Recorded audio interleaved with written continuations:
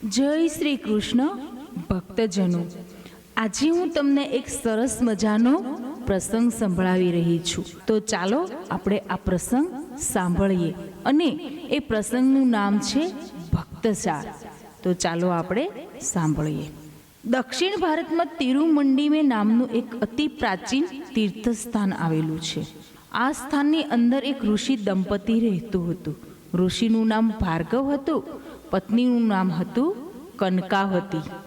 ઋષિના ધર્મ કાર્યમાં કનકાવતી ખૂબ સહાયભૂત બનતી. પતિની પ્રભુ ભક્તિમાં કોઈ પણ જાતની હરકત આવે નહીં એનું સદાએ ધ્યાન રાખતી હતી. સાચી પત્નીમાં હોવા જોઈએ એ બધા ગુણો કનકાવતીમાં દ્રષ્ટિગોચર થતા હતા.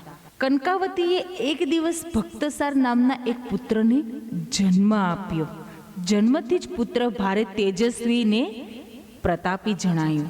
ઋષિને વિચાર કરતા એવો ખ્યાલ આવ્યો કે જો આ પુત્રને હું મારી પાસે રાખીશ તો એની સાળ સંભાળ રાખવામાં જ મારો આખો દિવસ ચાલ્યો જશે. આથી મારાથી પ્રભુની ભક્તિ થઈ શકશે નહીં. પોતાની પત્નીને એક દિવસ પોતાની પાસે બોલાવીને એણે કહ્યું, કનકાવતી, આપણને પ્રભુએ પુત્ર આપ્યો છે, પણ એની સાર સંભાળ લેવામાં જ આપણો ઘણો ખરો સમય ચાલ્યો જશે ને એથી પ્રભુ ભક્તિ પૂરી રીતે કરી શકીશું નહીં. પણ હવે એનું શું થાય? આપણે સાર સંભાળ ન રાખીએ તો બીજું કોણ રાખે? મારો વિચાર જુદો છે. એને જંગલમાં મૂકી આવીએ તો? આ સાંભળતા જ કનકાવતી વિચારમાં પડી ગઈ. જંગલમાં તો પોતાના પુત્રની કોણ સંભાળ લે? કોઈ રાની પશુ એને મારી નાખે તો? એનું ધણી ધોરી કોણ?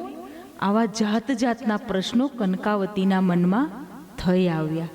મનની મૂંઝવણ ઋષિની પાસે વ્યક્ત કરતા કહ્યું, એની ચિંતા આપણે કરવાની નથી.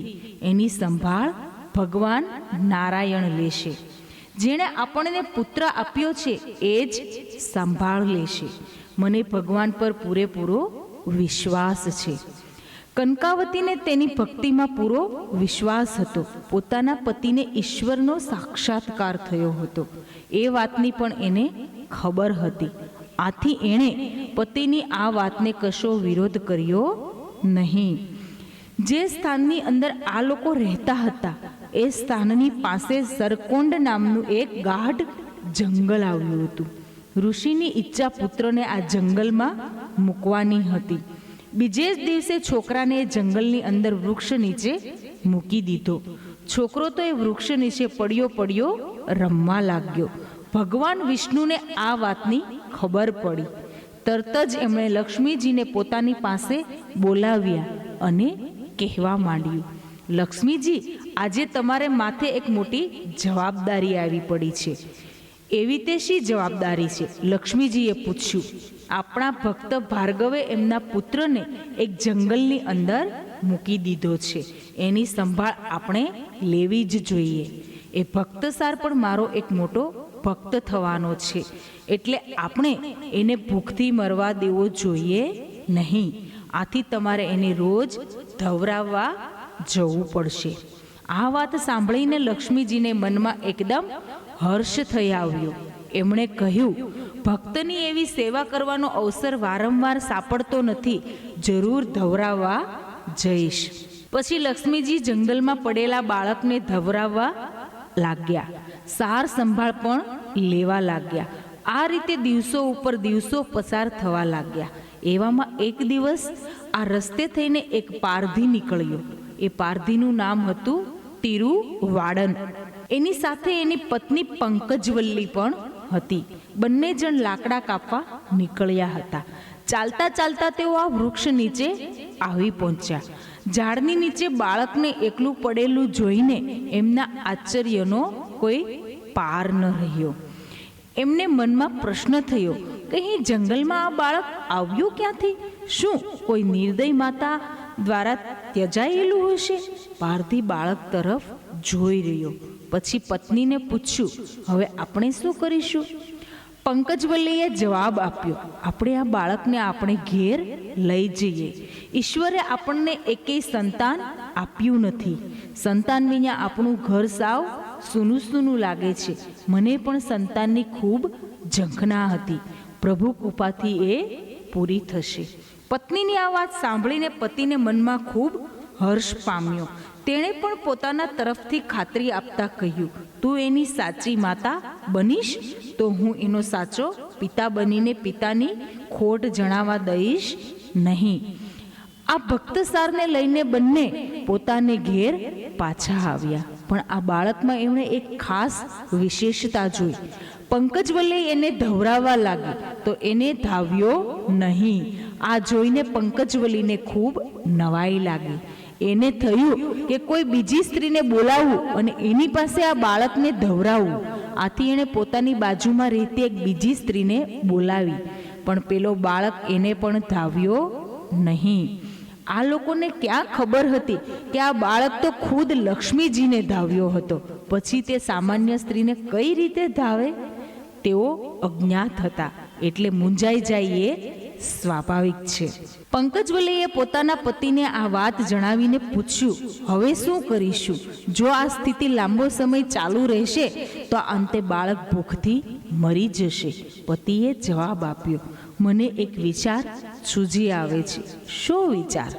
એણે આપણે ગાયનું દૂધ આપીશું, એથી એને ભૂખ્યા નહીં રહેવું પડે. પછી એમણે બાળકને ગાયનું દૂધ આપવાનું શરૂ કર્યું. બાળક ગાયનું દૂધ પીવા લાગ્યો અને એ રીતે એની ભૂખ સંતોષવા લાગી. દિવસે દિવસે એ મોટો થવા લાગ્યો. ભક્તસારમાં પ્રથમથી જ ભક્તિની લગ્ની હતી.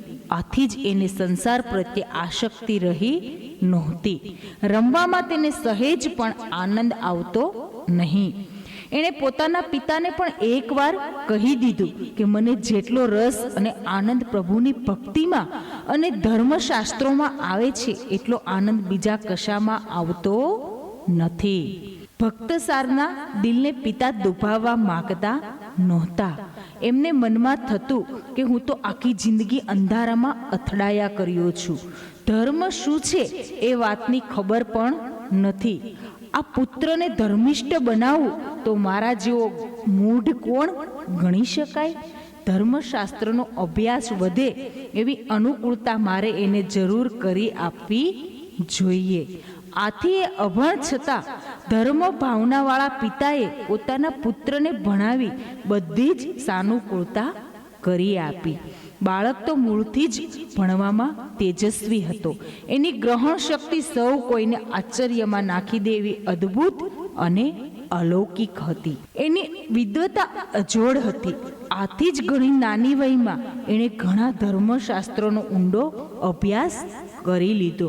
માત્ર હિન્દુ ધર્મના શાસ્ત્રોનો જેણે અભ્યાસ કર્યો નહોતો, એની સાથે બૌદ્ધ ધર્મનો, જૈન ધર્મનો પણ એણે ઊંડો અભ્યાસ કર્યો હતો. આ બધા ધર્મોમાં મૂળ તત્વો ક્યાં ક્યાં છે એનું યથાર્થ જ્ઞાન મેળવ્યું હતું.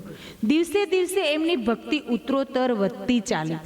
એક દિવસ તેઓ ઘરને ખૂણે બેસીને પ્રભુનું ધ્યાન કરતા હતા. એવામાં તેમને એક વિચાર આવ્યો કે જો મારે પ્રભુને સાચો સાક્ષાત્કાર કરવો હોય તો કોઈ એકાંત સ્થાનમાં ચાલ્યું જવું જોઈએ. એ વિના મારા આત્માનો ઉદ્ધાર શક્ય બનશે નહીં. કોઈ જંગલની અંદર જવું જોઈએ અને ત્યાં રહીને જ તપશ્ચર્યા કરવી જોઈએ. એમણે આ વિચાર પોતાના પિતાને જણાવ્યો. પિતાને પુત્રની વાત સાચી જણાઈ.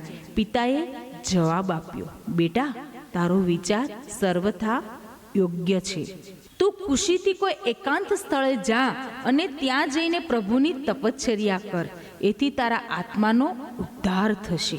પિતાના આશીર્વાદ લઈ ભક્તસાર ગામ છોડીને ગજેન્દ્ર સરોવરના તટ પર જઈ પહોંચ્યો. આ સ્થાન ખૂબ રમણીય અને શાંત હતું.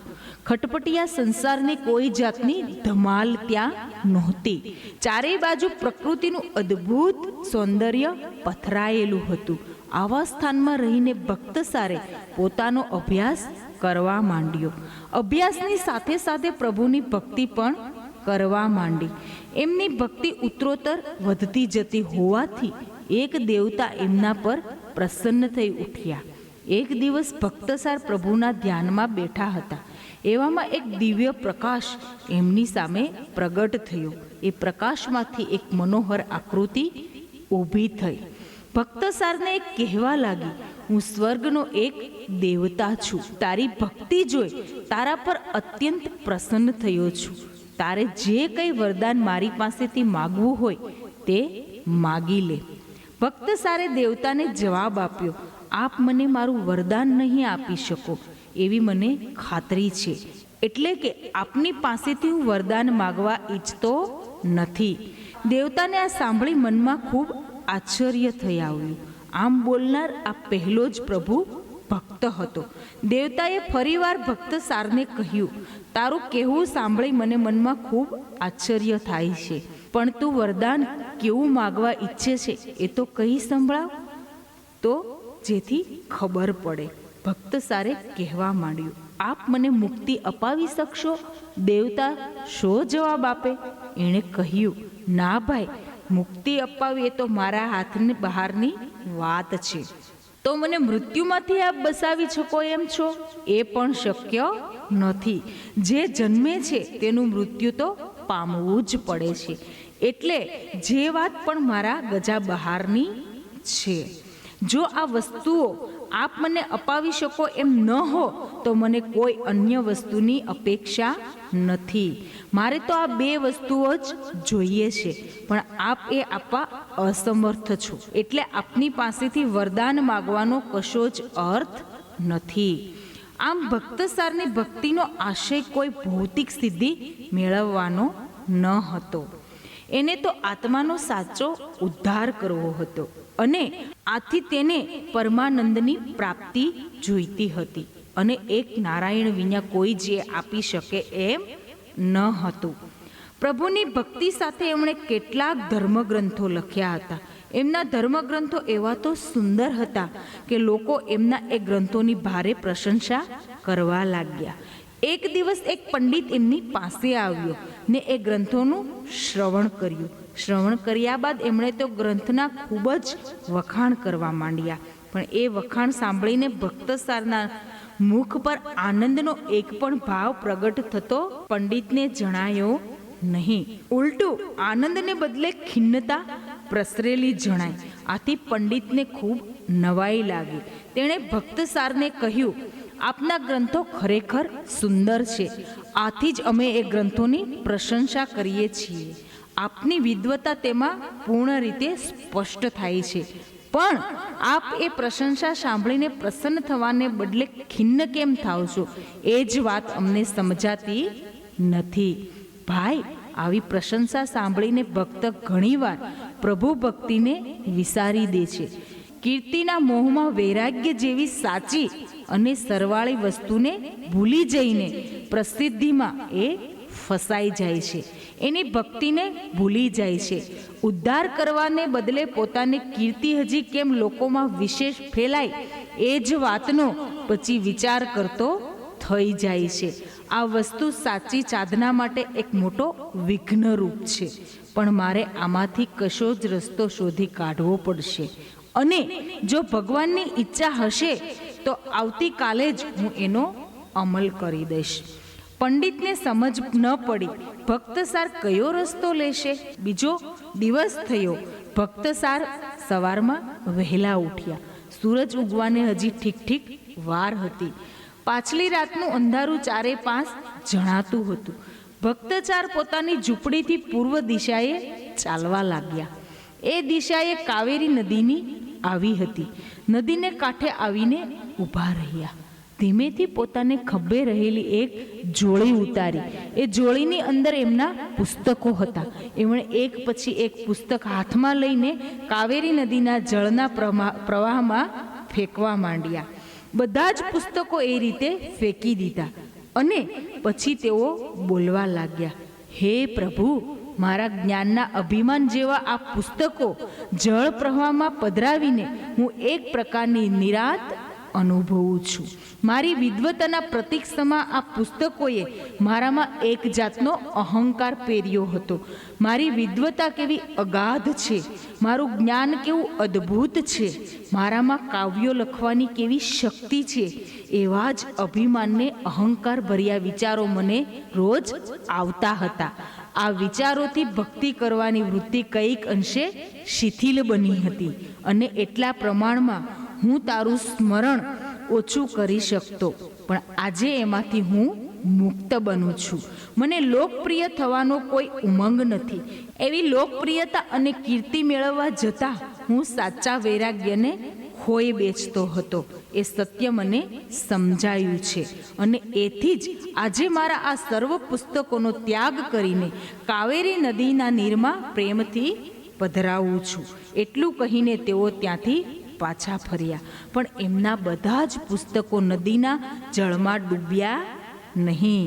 એમાંથી 2 પુસ્તકો તરતા તરતા નદીના કિનારે આવ્યા ને એ 2 પુસ્તકો એ રીતે બચી જવા પામ્યા. સદભાગ્યે આજે એ 2 પુસ્તકો આપણને મળી શકે છે. આ પુસ્તકોમાં એક જગ્યાએ ભક્તસાર લખે છે કે ભક્તિ પણ પ્રભુની દયા દ્રષ્ટિનું જ ફળ છે. જો પ્રભુની દયા આપણા પર નહીં હોય તો ભક્તિ આપણામાં આવતી નથી. સંસારની અંદર જો કંઈ સાચી સંપત્તિ હોય તો એ પ્રભુનો પ્રેમ છે. એની આગળ દુનિયાની કોઈ પણ વસ્તુ મહાન નથી. વેદોનો સાર પ્રભુ જ છે. પૂજા યોગ્ય એક નારાયણ જ છે. પ્રભુ જ જ્ઞાતા, જ્ઞેય અને જ્ઞાન છે. ભક્તસારના એક શિષ્યનું નાર કન્ની કન્નન હતું. તે ભક્તસારના પાલક પિતા તિરુવાડનો પુત્ર હતો. ભક્તસારને ગાયનું દૂધ પાઈને ઉછેરવામાં આવતો હતો. એ સમયે એના વાસણમાં વધેલું દૂધ પ્રભુનો પરમ પ્રસાદ માની તેના માતા પિતા પી જતા. આથી એ પ્રભુના પ્રસાદને પ્રતાપે પંકજવલીને ગર્ભ રહ્યો અને 9 મહિને એક બાળકનો જન્મ થયો. એનું નામ એમણે કન્ની કન્નન રાખ્યું હતું. કન્ની કન્નન મોટો થઈ ગયો. એને પણ પ્રભુ ભક્તિનો નાદ લાગ્યો, પણ એને કોઈ યોગ્ય ગુરુ મળતા નહોતા. અંતે એક દિવસ એણે પોતાના પિતાને મનની વાત કરી. પિતાએ કહ્યું, બેટા, તારો ભાઈ જ મહાન ભક્ત છે. એને જ તારા ગુરુ બનાવ ને તારો આત્માનો ઉદ્ધાર કર. આ સાંભળીને કન્ની કન્નન રાજી થયો. એણે માતા પિતા પાસેથી ભક્તિસારનો આખો જીવન વૃત્તાંત જાણી લીધો. અંતે માતા પિતાની રજા લઈ ભક્તસારને શોધતો શોધતો એની ઝૂંપડીએ આવી પહોંચ્યો. પોતાના ભાઈને આ રીતે ધર્મ દીક્ષા લેવા આવેલો જોઈને ભક્તસારને આનંદ થયો. એમણે એને સારું એવું ધર્મ જ્ઞાન આપ્યું ને એને પોતાનો પરમ શિષ્ય બનાવ્યો. આવા એક સાચા ભક્ત તરીકે પ્રભુમય જીવન ગાળીને લાંબુ આયુષ્ય ભોગવીને ભક્તસારે અંતે દેહ છોડ્યો. જય જગન્નાથ, જય શ્રી કૃષ્ણ.